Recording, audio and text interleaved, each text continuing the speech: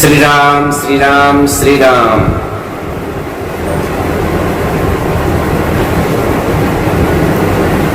हिंदू जनजागृति समिति एवं सनातन संस्था द्वारा आयोजित नवम अधिवेशन में अखिल भारतीय हिंदू राष्ट्र के नवम अधिवेशन में हिंदू राष्ट्र स्थापना हेतु संत समाज ने प्रयास करने की आवश्यकता को लेकर हम उपस्थित हुए हैं। सर्वप्रथम इस संस्था के सम्मानित अध्यक्ष महोदय, इस कार्यक्रम के संयोजक महोदय एवं पूरे परिकर के सहित सबका हार्दिक अभिनंदन धर्म संघ की ओर से करते हैं। संस्था ने बहुत ही अच्छा इस कलयुग की विषम वायु में हिंदू राष्ट्र को एक करने के लिए सबको बांधने का एक अनूठा प्रयास किया है। निश्चित रूप से ये अनूठा प्रयास एक सफलता का दीपक, सफलता की ज्योति को दिखलाने का कार्य करेगा, क्योंकि संतों ने जब जब इस प्रकार के अनूठे प्रयास किए हैं तब ही समाज के अंदर कुछ अच्छा फल निकल करके आया है। भले ही उस फल को प्राप्त करने में 100 वर्ष नहीं 500 वर्ष लग गए हों, जिसका ताजा नमूना भगवान श्री राम का दिव्य और भव्य मंदिर है। बंधुओं, मैं आपको ये बतलाने का एक प्रयास करना चाहता हूं। कुछ विषय संसार में ऐसे हैं जिन विषय पर केवल भारत ही चर्चा पूरे विश्व के अंदर कर सकता है, क्योंकि भारत के पास वो अलौकिक संपदा है जो अलौकिक संपदा दूसरे विश्व में मिल ही नहीं सकती, दूसरे देश में प्राप्ति नहीं हो सकती। भारतवर्ष की सौंदर्यता का वर्णन करते करते ऋषिगण त्रस्त हो जाते हैं, थक जाते हैं। देवगण भी जिसका व्याख्यान नहीं कर सकते, मनुष्य तो कैसे कर सकता है। जिस देश में विशिष्ट विशिष्ट दिव्यतम नदियां प्रवाहित होती हो, एक से बढ़कर एक सरोवर हो, एक से बढ़कर एक गिरी हो, एक से बढ़कर एक लता वृक्ष हो, एक से बढ़कर एक ऋषि महर्षि और संत हो, उस देश की शोभातीत हुआ करती है। इसलिए यहाँ के संत भले ही वो अनेक जैसे दिखलाई पड़ते हो, अनेक होते हुए भी वो एक हुआ करते हैं।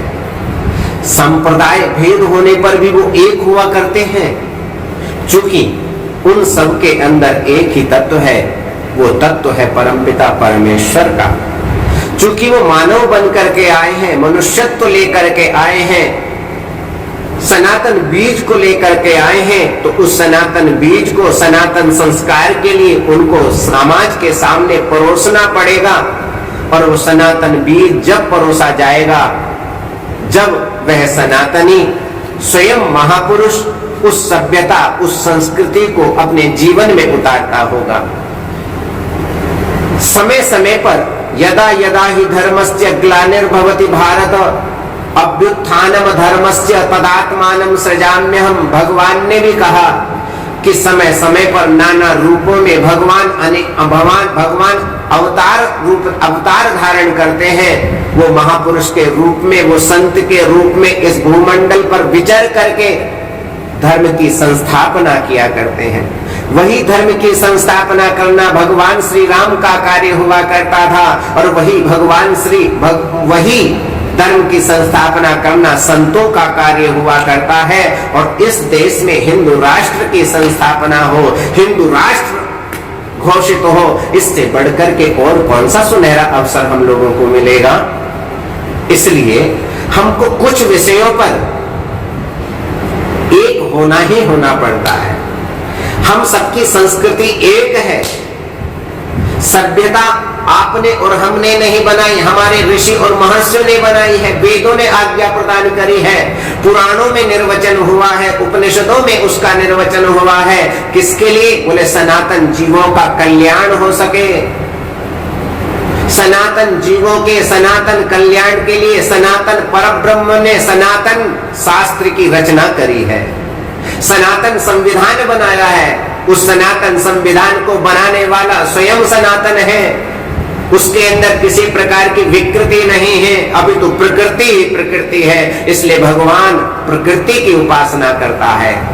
प्रकृति की उपासना से परमपिता परमेश्वर की उपासना हुआ करती है, जो आज संसार के अंदर प्रायः विलुप्त संस्कृति हो चुकी है और होती चली जा रही है।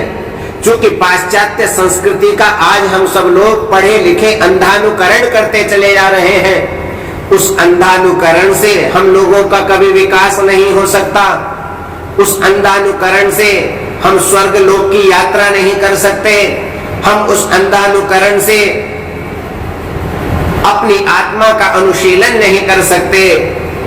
केवल हम भोग सकते हैं, परंतु हम उस परमपिता परमेश्वर को भोग नहीं सकते, उसका दर्शन नहीं कर सकते। भारतवर्ष का तो संविधान है, भारतवर्ष में जन्म लेने वाला प्रत्येक जीव परमपिता परमेश्वर को प्राप्त कर सकता है। भारतवर्ष में जन्म लेने वाला प्रत्येक जीव ही नहीं, यहाँ का मच्छर भी अन्य देशों के अधिनायकों की अपेक्षा बहुत उन्नायक है, बहुत श्रेष्ठ है। क्योंकि वो मच्छर भगवान के कभी अलकों पर, कभी पलकों पर, कभी गालों पर बैठ करके अपनी मुक्ति पा लेता है।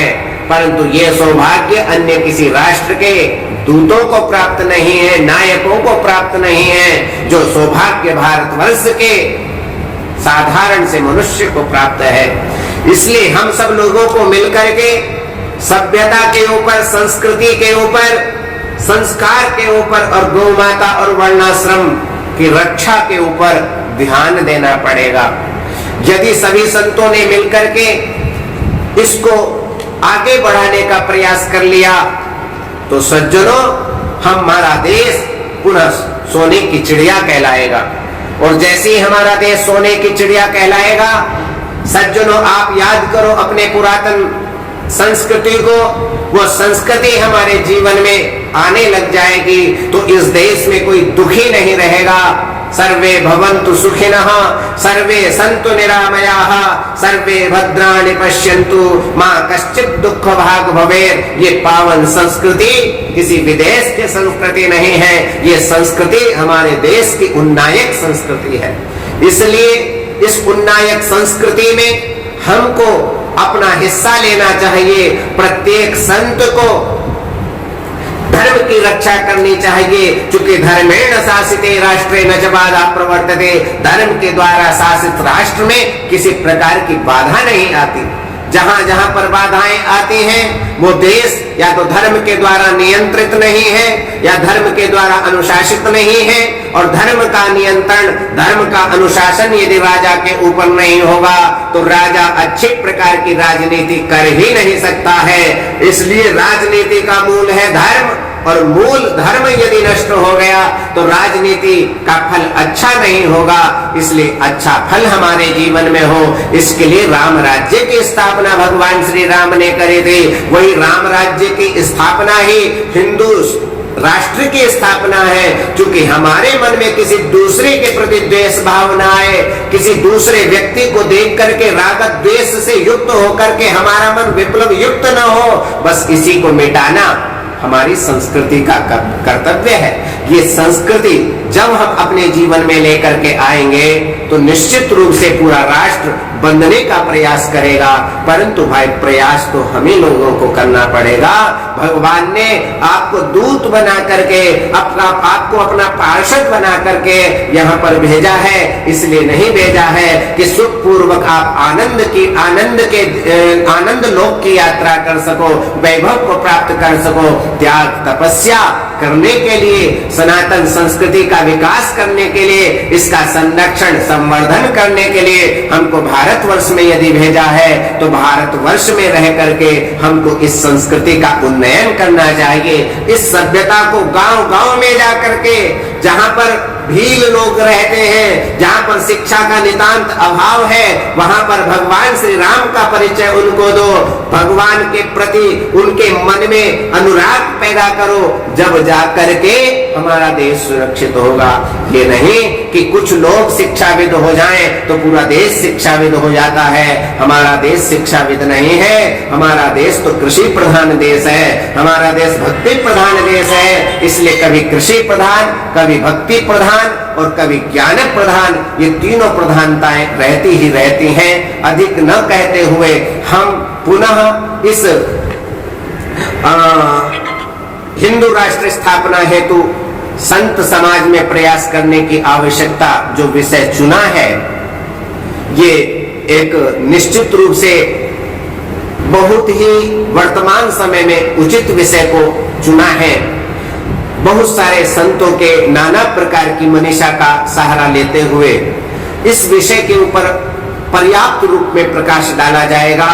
मैं पुनः आयोजक मंडल के सभी समितियों का, समिति के अध्यक्ष, सचिव, कोषाध्यक्ष और संयोजक महोदय अथवा अन्य सभी सदस्यगण का पुनः आभार अभिव्यक्त करते हुए अपनी वाणी का विराम करते हैं। हर हर महादेव।